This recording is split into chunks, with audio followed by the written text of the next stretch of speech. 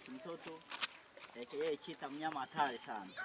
Leo nimekuja kutembelea ndugu zetu waliolala hapa. Sema kweli, mimi binafsi kwa mapenzi yangu namshukuru sana Mwenyezi Mungu kwa kunipa kipawa hichi cha kuzungumza.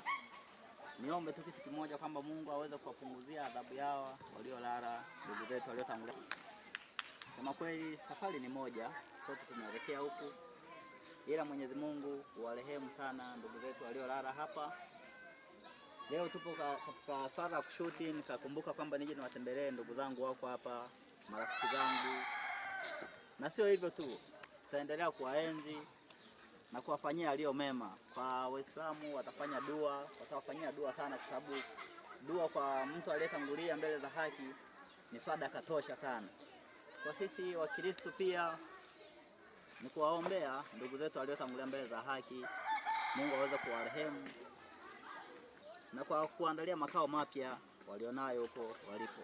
Asanteni sana kwa kunisikiliza. Naamini kwamba kitakachotokea utakiona, maana natoa filamu yangu, jina litakuja soon tu, mtalipata. Nipo na Amilo, dada Queen ndio yuko nyuma ya kamera, au sio bwana?